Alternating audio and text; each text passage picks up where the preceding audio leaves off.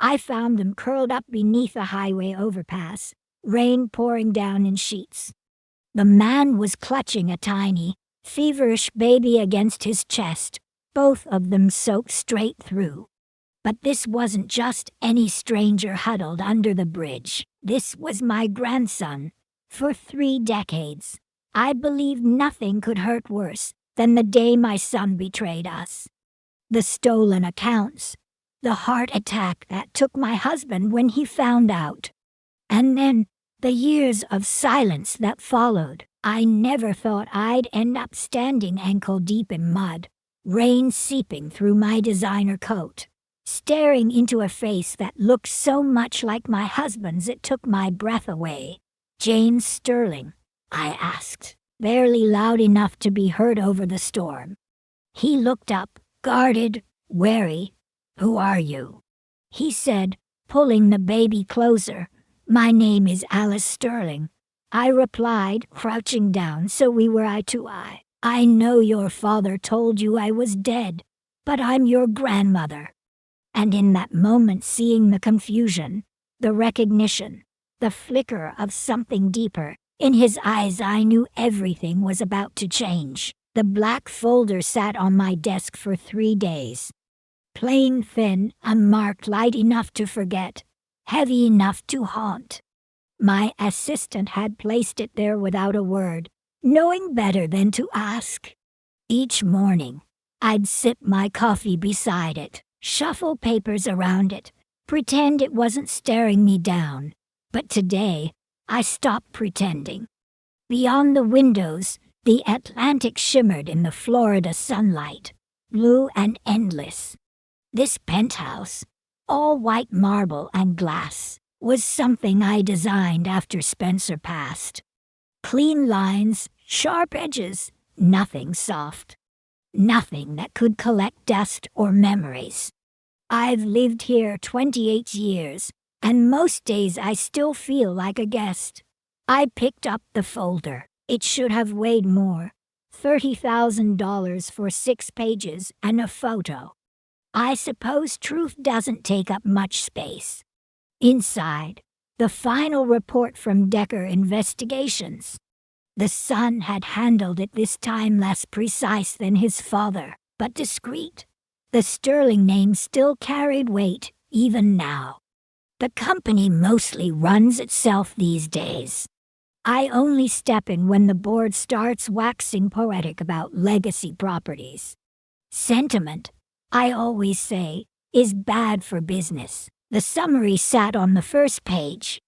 James Spencer Sterling, 28 years old. Former factory worker. Homeless. Columbus, Ohio. Then came the line I couldn't read past. Parents. Gregory and Brenda Sterling. Estranged. I pushed aside my cold coffee. Of course, I'd known he existed. I'd hired our first private investigator the day Gregory disappeared with our retirement. Brenda was pregnant back then. I needed to know where they'd gone and what they'd done with Spencer's trust fund, the emergency savings, the grandkids' college accounts. We found them in Seattle, living well. Gregory at some investment firm, using Spencer's contacts, our name. I shut it all down after Spencer's funeral.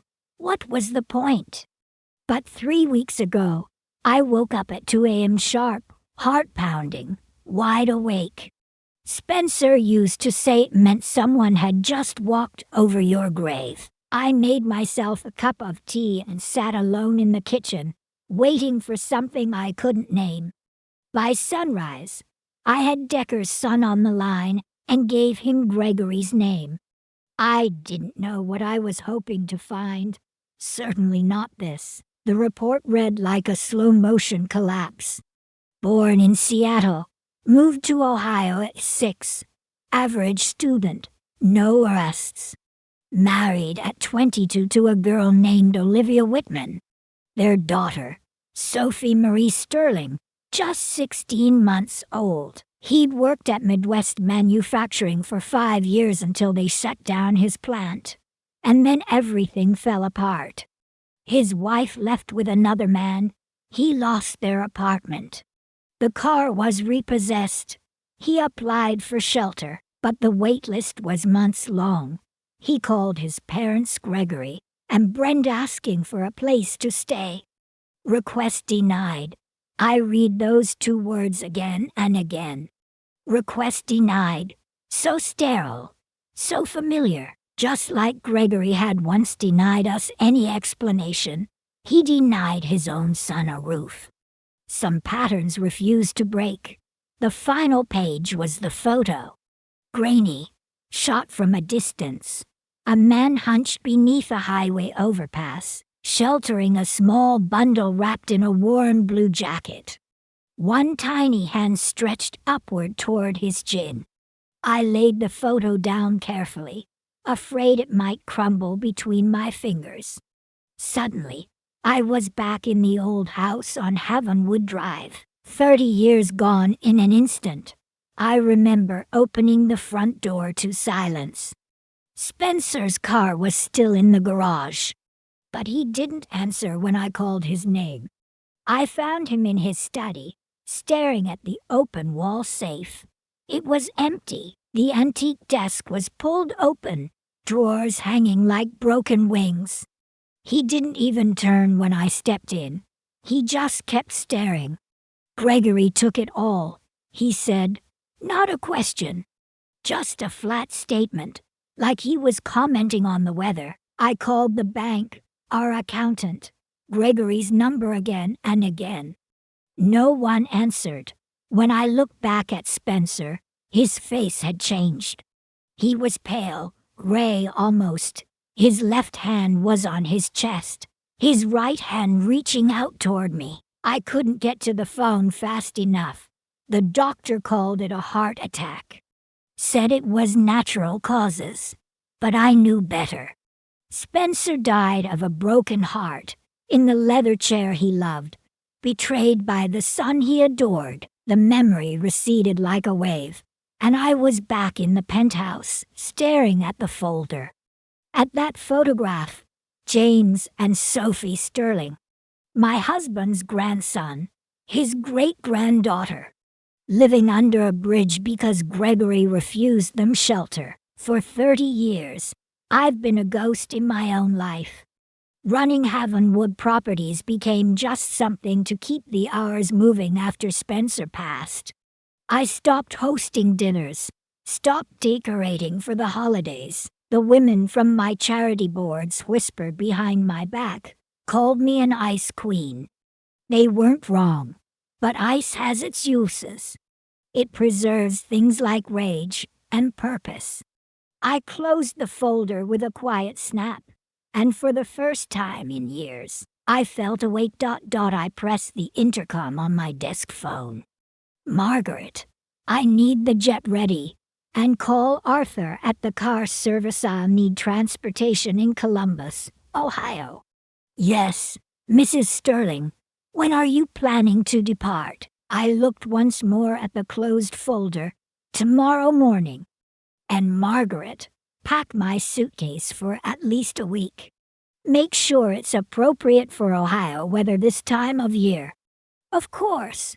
Will anyone be accompanying you? No. This one's personal. I ended the call and walked to the window. 6 to 5 stories below, people moved like dots, tiny and forgettable. I'd spent decades floating above all of them, behind glass and silence. But that ends tomorrow. I placed my palm on the cool window pane. I'm 78 years old. I've got more money than I could spend if I lived 3 more lifetimes. I've got a company that bears Spencer's name. What I don't have is time, or a family that still feels like one. The man under that bridge had no idea I existed. His father likely told him I was long gone, just like he told me they had moved overseas. One of Gregory's many convenient lies. James didn't know anything about Spencer. Didn't know about Havenwood. Didn't know the kind of legacy he came from. And he certainly didn't know that his eyes, if they looked anything like the ones in that photo, were the exact same shade of brown as my husband's. He didn't know any of that ... but he would. I hadn't prayed since Spencer's funeral, hadn't believed in much of anything, really. But as I stood there staring out at the ocean, I felt something stir. A fragile hope that maybe some small part of Spencer lived on in that young man, that maybe Gregory's poison hadn't reached all the way down to the next generation. Tomorrow, I would find out. Tomorrow, I'd meet the last of the Sterlings. Even if he didn't know that's what he was, the jet engines hummed at a steady pitch, the kind I'd long ago stopped noticing. 6 hours from West Palm to Columbus. 6 hours alone with my thoughts and the creeping question of whether I was completely out of my mind. Outside the window, the clouds stretched endlessly, soft and white like a blanket pulled over the country. I hadn't touched the lunch Margaret arranged, some kind of elegant salmon dish, delicately plated. I wasn't hungry. I was running on nothing but black coffee and sheer determination, both bitter, both necessary. The cabin attendant appeared beside me. "Mrs. Sterling, we'll be landing in about 20 minutes. Your car is confirmed and waiting." "Thank you, Jessica." She hesitated, then added, "The weather in Columbus is less than ideal. Heavy rain. Would you like me to prepare anything else?" "No," I said. I packed accordingly. She nodded and disappeared, still carrying that same quiet respect she'd had since the day I hired her a decade ago. I suppose I'd trained people to handle me that way carefully. It made things easier, fewer questions. The jet began to descend, dipping through thick clouds. When we broke through, Ohio came into view, flat, gray, and completely unremarkable. Nothing like the blues and greens of Florida. But something about the gloom suited the day perfectly. Thomas was waiting just as promised, standing beside a black Lincoln with an umbrella already open. He'd driven for me in at least 6 cities over the years. Never asked questions. Never offered idle conversation. Just reliable, professional silence. "Mrs. Sterling," he said with a small nod as he opened the door. "Thomas, good to see you again. Where to, ma'am?"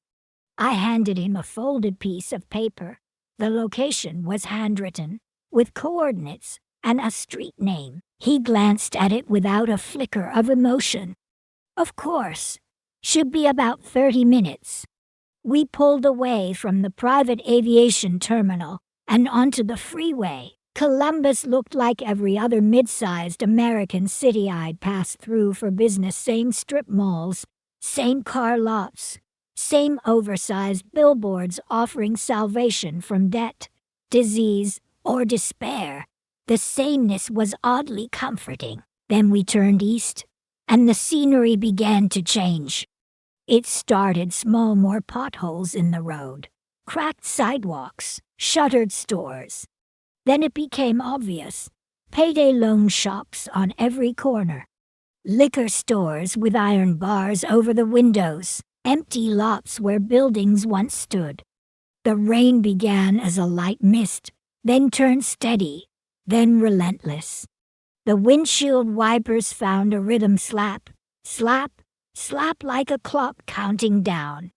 I've owned property in neighborhoods like this, back when I was just starting out. I used to walk these streets myself, scouting buildings that looked forgotten, but had promise.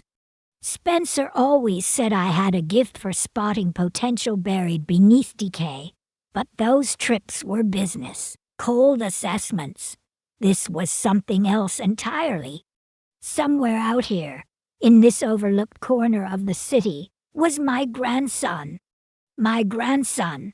The words still felt foreign in my mouth.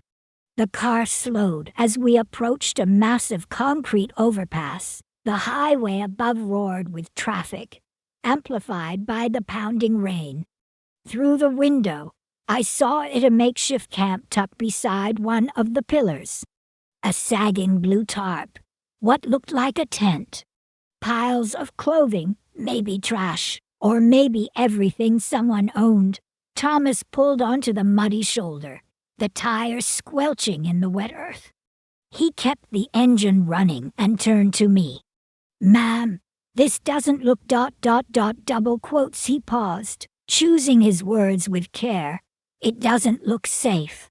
If you tell me what you need, I can go for you." "No, Thomas." My voice came out sharper than I intended. Then softer. "This one is mine." He nodded without further comment. "I'll keep the car running." I took my umbrella from its sleeve and stepped out into the storm. The rain hit me like a wall, cold, punishing, loud. It soaked through my coat in seconds, plastered my hair to my scalp. The smell hit me next. Wet concrete, exhaust fumes, and something else, that heavy, sour scent of desperation. My shoes, Italian leather, practical, but not meant for this, sank into the mud with each step. Still, I kept walking, toward the overpass, toward him. My umbrella was a flimsy shield, barely worth the effort. Water splashed up onto my pants, soaking the fabric clear through. Under the bridge, the world changed. It was a mosaic of puddles and refused fast food wrappers, shattered glass, an overturned shopping cart. Then I saw it. A small tent leaning against a concrete pillar. Its fabric rippled in the wind. I was halfway there when I heard it. A cry, thin and tired. A baby's cry, not the full-bodied wail of hunger, but something weaker, a sound of weariness, of need. I moved faster, slipping once, catching myself on instinct. As I approached, I saw the tent flap was open just enough to see inside. A man knelt with his back to me, his spine visible through a soaked, threadbare t-shirt. He rocked gently, trying to soothe something in his arms. His motions were soft but frantic, the kind of movement that comes from instinct, not training. He didn't hear me approach. I stood just outside the flap, frozen for a moment, suddenly unsure of what I was doing. This wasn't a name in a report. This was real. This was James. I took a slow step forward. James Sterling. He turned so fast it looked painful, one arm clutching the bundle tighter, the other bracing against the wet ground like he was ready to run. His face was gaunt, shadowed with stubble and exhaustion. But I saw it. Spencer's jawline, Spencer's eyes.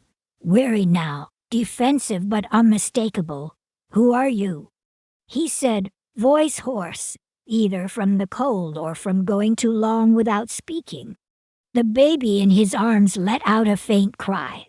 She was wrapped in a man's jacket, far too large for her. Her cheeks were flushed, her tiny forehead damp with sweat. Despite the chill, she was burning up. I stepped forward again and angled my umbrella to cover the tent's opening. Rain pelted my back and shoulders, but I didn't care. "She's running a fever," I said softly. He blinked. "What do you want? We don't have anything." "I'm not here to take anything." I crouched down, ignoring the cold mud soaking into my knees. "My name is Alice Sterling." Nothing, no flicker of recognition. "I'm your grandmother." His face twisted, confusion first, then disbelief. "That's not possible," he said flatly. "My grandparents are dead. At least on your father's side. That's what he told you." I kept my voice steady. Gregory lied. At the sound of that name, something shifted behind his eyes. Not warmth, not trust, just another kind of fatigue. I don't know what kind of scam this is, he muttered, turning slightly, but I'm not interested. He started to pull away, but the baby cried again, louder this time, more desperate. She needs a doctor, I said. You think I don't know that? His words burst out, raw and frayed. We went to the 3 days ago. They said it's a cold, gave us some Tylenol, and sent us away. She hasn't gotten better. I studied his face. How long since you last ate? He looked away. I'm fine. That's not what I asked. He swallowed. Yesterday. Maybe. His jaw clenched. Look, I don't know who you are, but we're not charity cases. I don't need. I have a car waiting. I didn't let him finish. It's warm. It's dry. There's food. And I can have a pediatrician meet us at my hotel in an hour.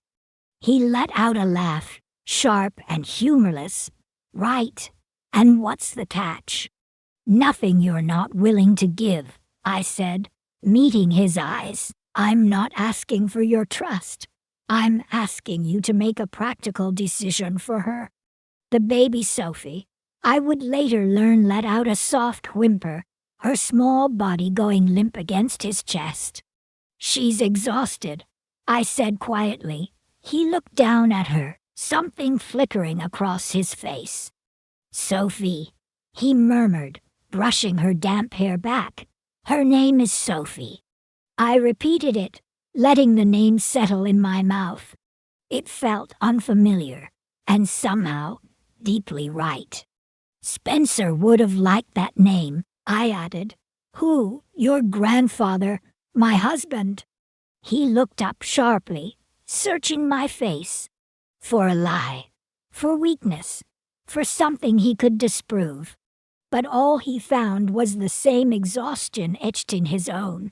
He was silent for a long moment. Then he said, 1 hour, we go to your hotel. She sees a doctor. Then we talk. If I don't like what I hear, we're gone. I nodded once. Agreed. He reached for a small backpack his entire life zipped inside and carefully rose to his feet, never shifting Sophie from his chest. I saw him sway slightly, one hand gripping the tent pole for balance. Do you need help? I asked. I can carry my own daughter, he said, his voice tight with pride. We walked in silence back through the mud, the rain still relentless. Thomas saw us approaching and stepped out immediately, opening the rear door without hesitation. If he was surprised by my companions, he didn't show it. James climbed in, still holding Sophie close. As he settled into the leather seat, I caught a glimpse of his face. For just a moment, the lines of fear and resistance eased.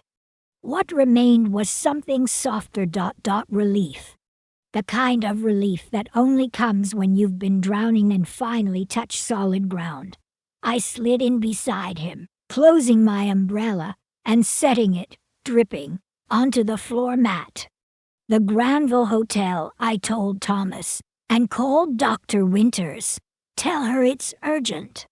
The car pulled away from the curb, the city blurring outside the windows. I looked back once. The tent was already beginning to collapse under the weight of the rain.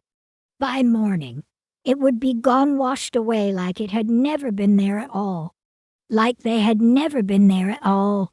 But some ghosts refused to be erased. From across the hotel suite, I watched James as Dr. Winters examined Sophie. It had been less than 3 hours since I'd found them beneath that overpass. Now Sophie was wrapped in clean blankets, lying on crisp white sheets while a pediatrician checked her vitals. Respiratory infection, Dr. Winters said, removing her stethoscope. She needs antibiotics immediately. I've brought a starter dose with me. She turned to James. You got her help just in time, Mr. Sterling. He hadn't let go of Sophie's hand once. Will she be okay? he asked, his voice low. With rest, warmth, and proper nutrition. Absolutely, she glanced toward me. Mrs. Sterling mentioned you may be traveling to Florida tomorrow. James looked at me uncertain. Only if she's well enough, I said gently. And only if James decides that's what he wants? Dr. Winters nodded. A private flight is actually better than commercial. Less risk of exposure. I'll send you with full care instructions. After she left, James sat quietly at the edge of the bed, Sophie cradled in his arms. She drifted into a deeper, easier sleep after the medicine kicked in. The silence between us was thick with things unsaid. There's food, I offered softly, motioning toward the covered dishes I'd ordered earlier. You should eat. He looked at the food, then down at Sophie. I could see the hesitation. He didn't want to let her go, not even for a minute. May I asked, reaching out my arms. He hesitated, just for a breath. Then, with great care, he placed his daughter in mine. I settled into the armchair, holding her like something sacred, her tiny head resting in the crook of my elbow. Go on, I said. I've got her. He ate like someone who hadn't had a real meal in days, which, I suspected, was true. I didn't watch him, he just kept my eyes on Sophie, giving him space to hold on to whatever pride he had left. She was light in my arms, so small, and yet she carried the weight of generations. It had been decades since I'd held a baby. Gregory, long ago, a few of my friends' grandchildren. And then, no one. The thought of Gregory threatened to rise again, but I pushed it away. Not now, not while Sophie breathed softly against my chest. Why are you doing this? James asked suddenly. His voice was cautious, worn thin. It's complicated, I replied. And you need rest more than you need answers tonight. Tomorrow, on the plane, we'll talk. He studied me, his eyes searching for the part where this all fell apart. I don't get it, he said finally. Why would my father tell me you were dead? Why would you come find us now? They're fair questions, I said. But they've got long answers. I looked down at Sophie, then back at him. James, I'm offering you and your daughter safe place to land. My home in Florida, not permanently, no strings. Just somewhere to recover, to figure out what's next. If at any point you want to leave, I'll make sure you get where you need to go. He blinked. Just like that. No conditions. Just like that. He looked at me, wary. Why should I trust you? You shouldn't. I met his gaze without blinking. You barely know me, but look around. Your daughter's warm. She's getting medical care. You're both safe. Tomorrow, you get to decide what comes next. He sat with that for a long while. Then slowly, the weight of the last few days seemed to press him down. Within the hour, he and Sophie were both asleep, and I began arranging our flight home. As the car curved around the final bend in the drive, the Havenwood estate came into view. The main house stood just as it had for 7 decades, white columns, wide verandas, tall windows glowing in the late afternoon light. I watched James as he took it in. His face showed wonder and hesitation. This is where you live, he asked, holding Sophie securely against his shoulder. This is where Spencer and I lived, I corrected softly. Your grandfather built this place the year before we got married. The car rolled to a stop at the grand front entrance. Inside, everything was ready. The East Wing guest suite had been prepared, adjacent nursery and all. Maria, the nanny I'd arranged, would arrive shortly. Dr. Leon, The local pediatrician was already on his way to check on Sophie. James stepped into the foyer like a man entering a museum, unsure what he was allowed to touch. Sophie made a soft sound against his chest, still recovering, but no longer burning up. "Let me show you where you'll be staying," I said. I led him down the quieter hallways, intentionally bypassing the formal spaces. The guest suite was warm, comfortable, intentionally modest. A bedroom and sitting area, soft neutral tones, windows looking out over the garden. The nursery beside it was simple, but complete: a crib, changing table, soft rugs, a rocking chair near the window. "Maria will be here soon," I explained. "She's not here to take over, just to help, so you can rest when you need to." James stood in the center of the room like he didn't know where to begin. "There are some clothes in the dresser," I added. "Just the basic shirts, jeans, your size," I guessed. "The kitchen downstairs is open day and night." I reached into my pocket and handed him a phone. "This has my number saved. Call or text anytime." He took it with his free hand, the other still cradling Sophie. "I don't know what to say." "You don't have to say anything," I told him. "Just get settled. That's all that matters right now." For 3 days, he barely left the suite. Maria gave me updates. Sophie was improving quickly with proper care and medication. I gave him space.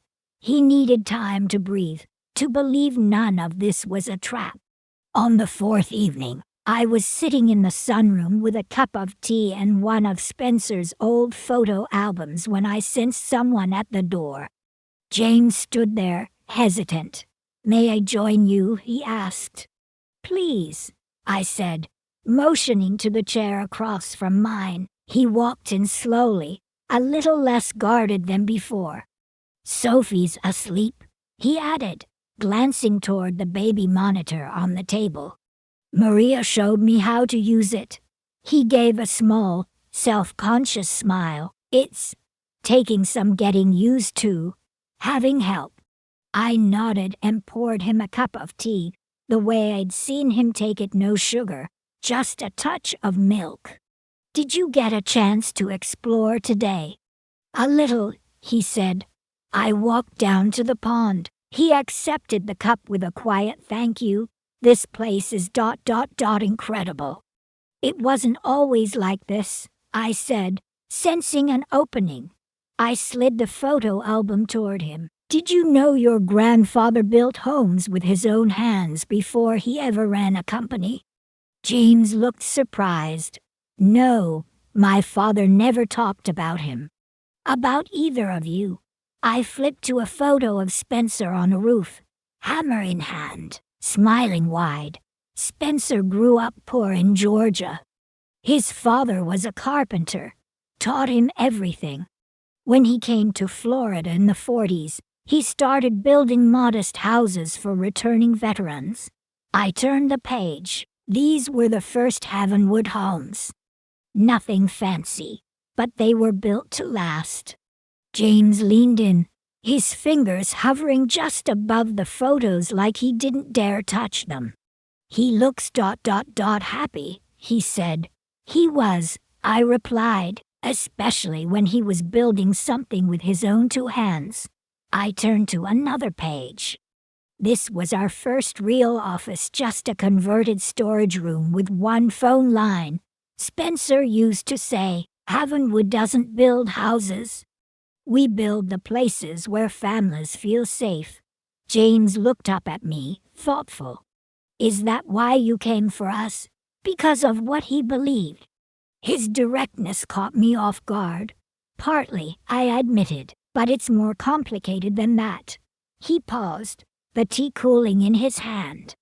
"My father," he said finally, his voice tight. "What did he do to you?" I closed the album slowly. "There are gaps in our family history, James. 30 years of them. Your father made sure of that. We never saw you grow up. We never even knew you were born until it was too late. I don't have your childhood photos. I can't get that back." He was quiet for a moment. "You said we. You and my grandfather, yes. Spencer never knew you existed. He died just after Gregory left." Something shifted in James's face. "I'm sorry," he said. "So am I." I took a breath, choosing my words carefully. "Your father made choices I still can't make sense of, but Spencer, he was the best man I ever knew. If he'd known you existed, James, he would have moved heaven and earth to find you." Later that night, as I passed the nursery on my way upstairs, I paused in the hallway. The door was slightly ajar. Inside, James was rocking Sophie in the dim light, humming something soft and wordless. It took a moment to recognize the tune. Spencer used to hum it while sketching blueprints at his desk, completely lost in thought. That melody, simple, familiar, stopped me cold. I backed away quietly, not wanting to intrude.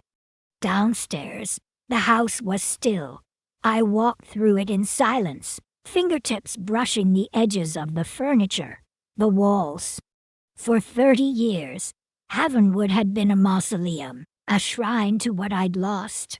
But that night, for the first time, it felt like a home again. The next morning was bright and clear, the kind of October day Florida gets just after the worst of the heat has passed. We sat on the patio for breakfast, Sophie in her high chair, babbling as James spread jam on her toast. 6 months had passed since I'd found them under that bridge. Some days it felt like yesterday, other days like another lifetime. James had filled out, no longer gaunt, no longer shadowed with doubt. His eyes were clearer. He'd found rhythm here. Daily walks around the estate with Sophie in tow, helping Maria with housework. Reading constantly from Spencer's old library. He was healing, but I could feel it, the quiet pull of restlessness. A man like James needed more than safety. He needed purpose. "Have you thought about what comes next?" I asked gently, sipping my coffee. He looked up slowly. "I've been applying to jobs online, factory work, mostly.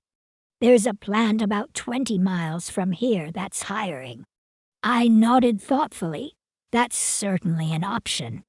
Sophie, delighted, smashed her toast with her tiny fist. James smiled and wiped her fingers carefully, his attention never slipping from her. That kind of steady love, it reminded me of Spencer. Quiet, constant, unshakable. "May I make an observation?" I asked, keeping my tone light. He glanced at me, wary but open. "Of course, Havenwood Properties has over 100 agents who can sell a 4-bedroom house. What we don't have," I continued, "are many people who understand what makes it feel like a home."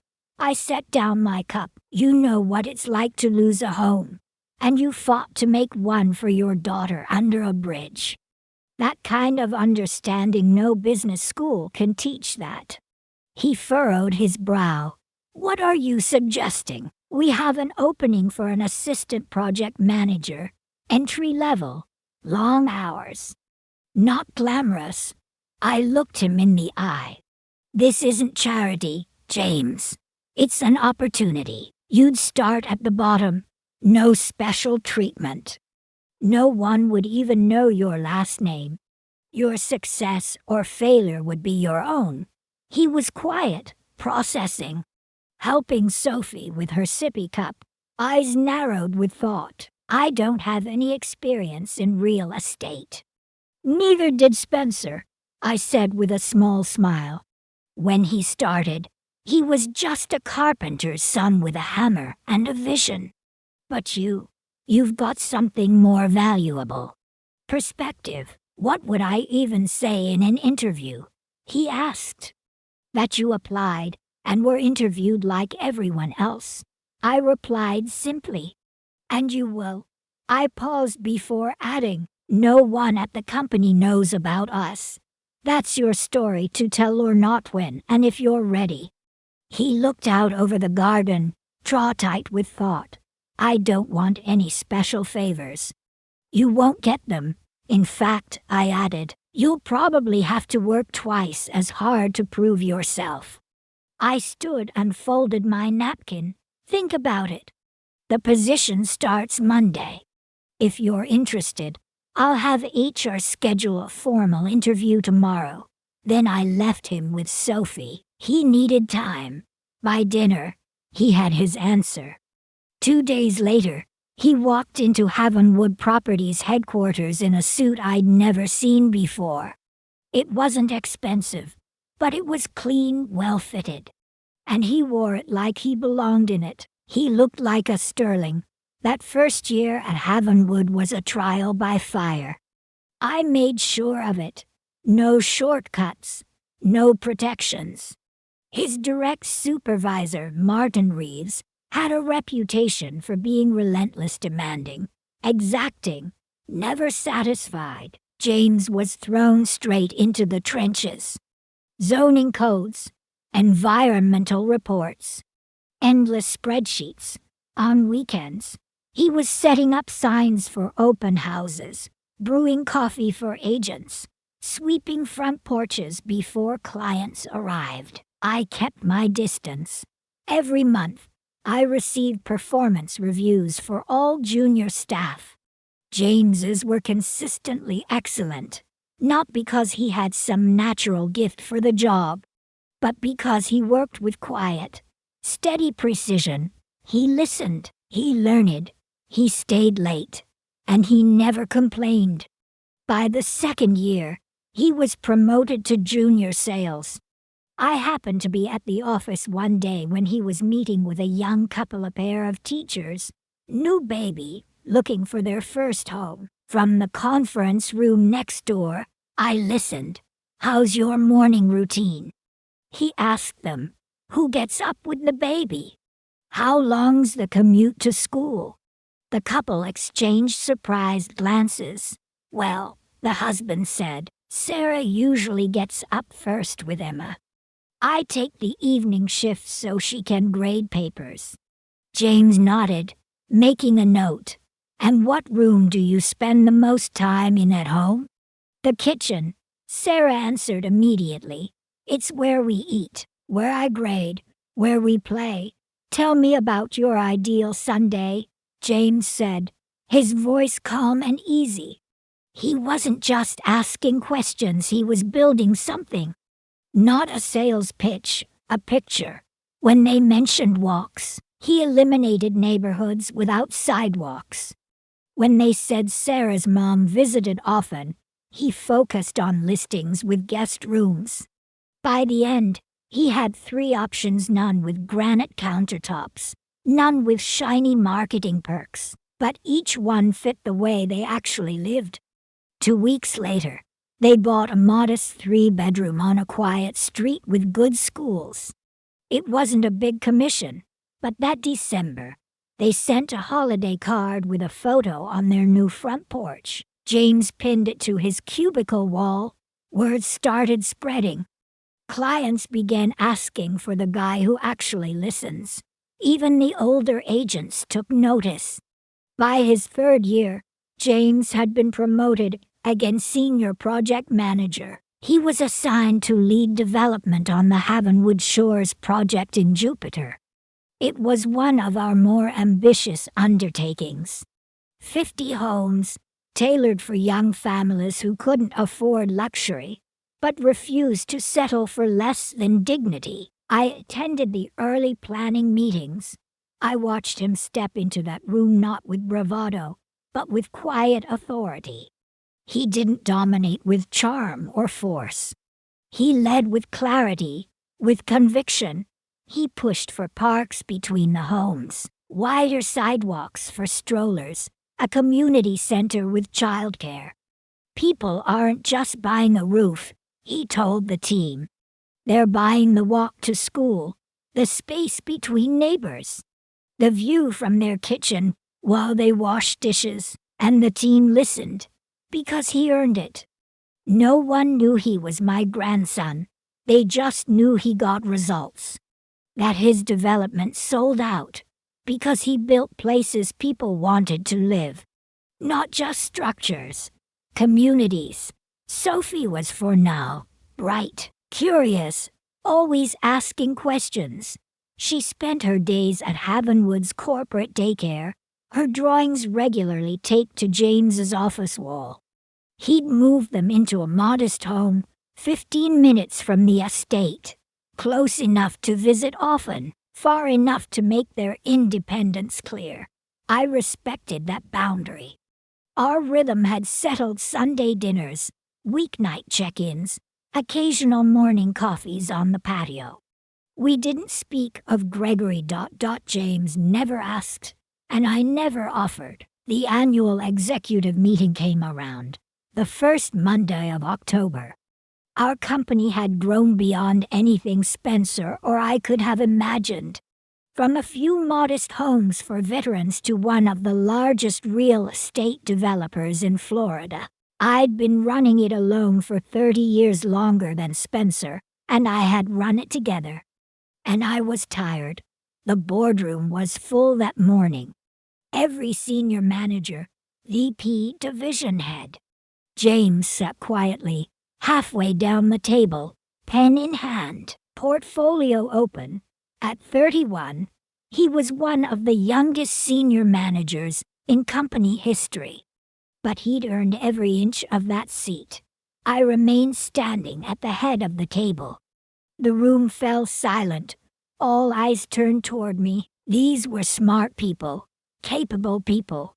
But only one among them truly understood what Spencer built. 30 years ago, I began, my voice steady. My husband stood in this very room and told our then small team that Havenwood wasn't just in the business of building houses. We were in the business of building futures.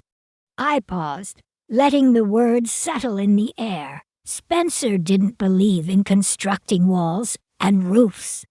He believed in creating foundations for families, for legacies, for dignity. I walked slowly around the table, meeting each person's gaze. For 30 years, I've looked for someone who understands that vision. Not someone who just knows how to read a balance sheet, but someone who understands what it means to put a front door key in a family's hand. I reached the far end of the table and let my eyes land on James. He looked up, confused, still unsuspecting. "I've found that person," I said. "Someone who started at the bottom, who led with empathy, who earned every step forward." The room followed my gaze, eyes widened, chairs shifted. Effective today, the new CEO of Havenwood Properties is James Sterling. The silence was absolute. James stared at me, stunned. Around the table. Expressions shifted from surprise to calculation to quiet understanding. A few of the vice presidents nodded slowly. They had worked with James, seen his results, witnessed his way of leading not with ego, but with care. His appointment might have been unexpected, but it wasn't unearned. I turned to him. "James," I said softly, "would you care to say a few words?" He rose slowly, clearly trying to steady himself. As he stepped forward to take my place, he paused beside me. "Why?" he whispered, just loud enough for me to hear. I looked him in the eye. "Because you are Spencer's legacy," I answered quietly. "And mine?" He held my gaze for a moment, then nodded and turned to the room. He spoke simply. No grand vision statements, no rehearsed speeches, just gratitude, determination, and a promise to carry forward the heart of Havenwood. I sat down, watching him take his place at the head of the table, and for the first time in 30 years, I allowed myself to believe in the future again.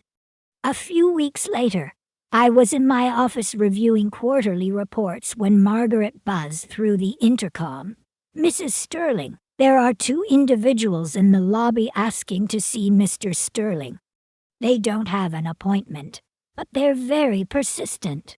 There was something in her tone, tension, maybe concern. "Did they give their names?" A pause. "A Mr. and Mrs. Gregory Sterling." The name hit me like a punch.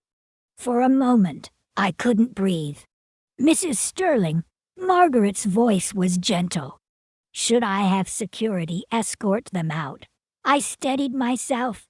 "No, tell them Mr. Sterling is unavailable." "I'll come down." "Are you sure?" "I'm sure." I rose, smoothing my skirt with hands that had suddenly gone unsteady. 30 years. 30 years since I'd seen my son. I had imagined this moment more times than I could count. What I'd say, what I'd do. But now that it was here, a strange calm settled over me. The elevator ride down was 17 floors of memory. Gregory as a toddler, running barefoot to Spencer. Gregory at 12, proudly presenting a model house for a school project. Gregory at 20, his voice cold, explaining why he deserved early access to his trust fund. I had seen the shift in him long before Spencer did. The entitlement, the hollow charm. But Spencer loved without caution, without guardrails. And it cost him everything. The elevator doors opened onto the marble lobby of Havenwood Tower, and there they were. I recognized Gregory instantly, thinner, grayer at the temples, deeper lines etched around his mouth. But still my son. The woman beside him had to be Brenda. Their clothes had once been expensive, but now looked worn and tired. They stood near the reception desk, Gregory gesturing angrily at a security guard. "You don't understand who I am." "I'm his father. I demand to see him." "As I've explained, sir," the guard replied evenly. "Mr. Sterling is not available without an appointment." "Then make one," Gregory snapped. "Tell him his parents are here." I crossed the lobby, my heels clicking sharply against the floor. Gregory turned at the sound, irritation on his face until he saw me. He froze. "Hello, Gregory," I said, my voice remarkably steady. His color drained. "Mother ... Brenda's eyes widened, then narrowed into a forced smile. "Alice," she said stiffly, "it's been a long time. We've been trying to reach James." "I know why you're here," I interrupted. I looked straight at Gregory. The news of James's promotion made the business pages. "You saw the title, the company name, and suddenly remembered you had a son." "That's not fair," Gregory said, but even he didn't sound convinced. "We're his parents. We have a right, a right."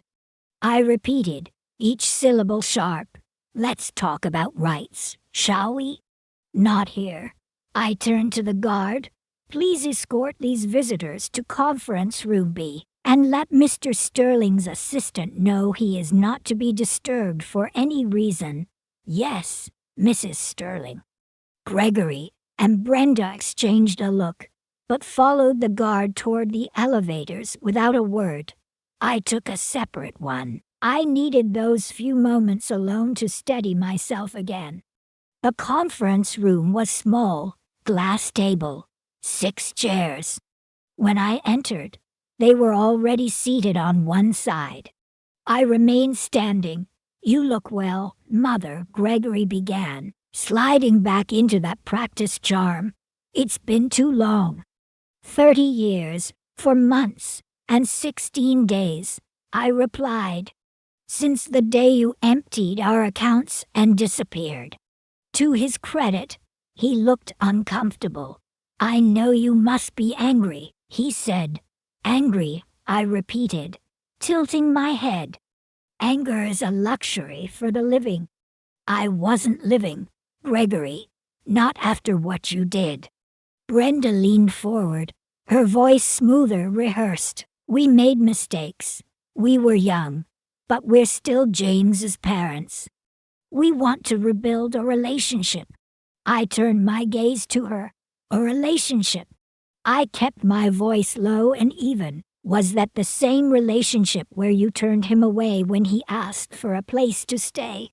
The same one where you let your infant granddaughter sleep on concrete while you lived comfortably in Seattle? She opened her mouth, then closed it. I leaned slightly forward, my hands resting on the table. Was it the same relationship where you told him I was dead? Gregory shifted in his seat. We had our reasons. Do you know where I found your son? I asked. Under a highway bridge, in the rain, with a baby burning up with fever. That's what your relationship gave him. Brenda flushed. We were going through financial difficulties. Were you? I cut in sharply. And what was the solution? Leave your son and granddaughter to sleep in filth. I turned back to Gregory. Your father died because of what you did. I walked to the door and opened it. 2 security guards were waiting just outside. These gentlemen will escort you out. If you return, you'll be arrested for trespassing. Brenda stood abruptly, her voice sharp. You self-righteous. She caught herself. You think you can just buy him? That you can steal our son with your money? I looked at her calmly. I didn't need to buy anything. I simply gave him what you never did. The truth, and a choice. Gregory remained seated. He looked older, now smaller. I assume, he said slowly, that he knows. Yes, I replied. I told him everything. He made peace with it, and he still took the position. Gregory's voice cracked a little, knowing it was my father's company. He took it, I said, because it was Spencer's company. Because he wanted to build something that mattered. Gregory stood at last, but his shoulders sagged. And you, he said bitterly, are you proud of what you've done? Turning him against his own parents. I didn't have to, I said softly. You did that all by yourself. I held the door wider. Goodbye. They walked out slowly. Brenda stiff, her chin raised in defiance. Gregory trailing behind, hunched with defeat. I watched as the guards escorted them to the elevators, waited until the doors closed, until they were truly gone. Only then did I let myself sit. The adrenaline drained from my limbs, leaving a hollow ache behind. I didn't know how long I sat there before I heard a gentle knock. The door opened a crack. James stepped inside. His face was a mix of concern and quiet understanding. Margaret told me what happened. I straightened instinctively, tried to pull myself back together. I'm sorry, I said, adjusting my blazer. I should have let you handle it. It wasn't my place. He crossed the room and surprised me by taking my hand. It was exactly your place, he said gently. You've been protecting us since the day you found us under that bridge. I looked up at him, this man who had once been a stranger under gray skies, now the center of my world. They'll try again, I said. People like that always do. Then we'll handle it together, he said. His smile was quiet, certain. He glanced toward the elevator. Sophie's downstairs in daycare, he said. She made something for you in art class. Wants to give it to you herself. I nodded, unable to speak for a moment. The tightness in my throat made words feel too fragile. We walked down together. Her drawing was a chaotic mess of colors: purple stick figures, green scribbles, something that might have been a house. She pointed proudly to the taller figure.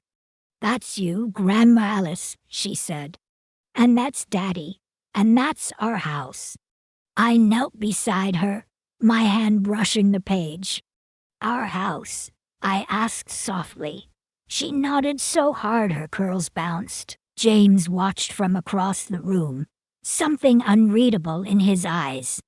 Later that afternoon, we stood together on the balcony of the executive suite. The city stretched on one side, the ocean on the other. Sophie held both our hands.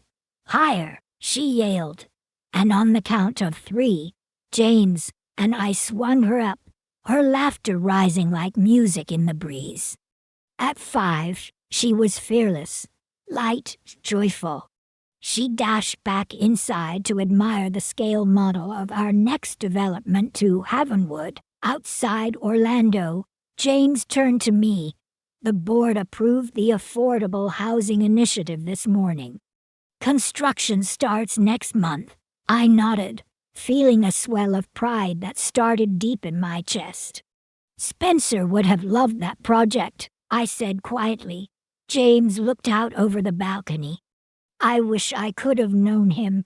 "You do know him," I replied. "Every time you help a family find a home they can truly afford. Every time you choose people over profit." I paused, my voice softer now. "He lives in you, James, and in her." We both turned to watch Sophie. She was rearranging tiny trees around the model houses, brow furrowed in concentration. Spencer's eyes, Spencer's quiet determination. James was silent for a moment. Then he said, "I've been thinking. The penthouse.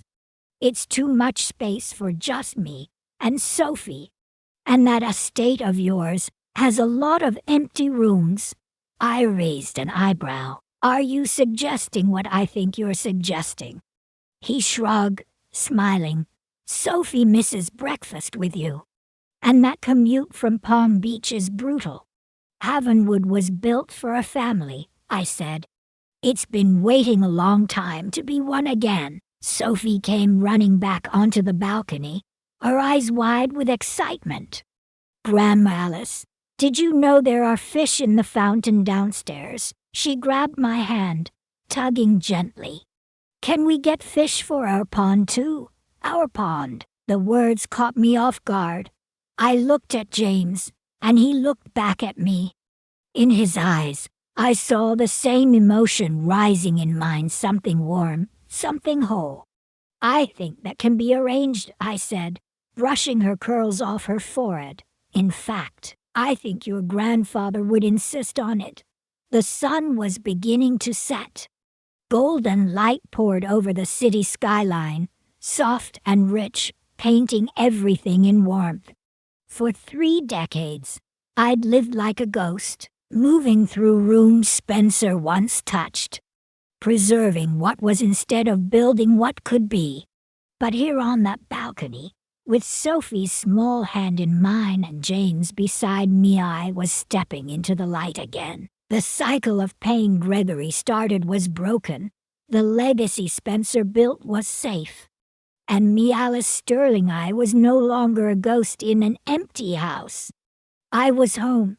So, that's my story. Now I'd love to hear yours. Would you have forgiven a son like Gregory? Or was I right to cut him off for good? Let me know in the comments. And don't forget to subscribe for more stories like mine, because sometimes the second half of our lives holds the chapters we never expected. The ones that matter most. The ones that remind us we're never too old to begin again. Not when there's still love to give, still truths to tell, still legacies to protect, and most of all, still family to find.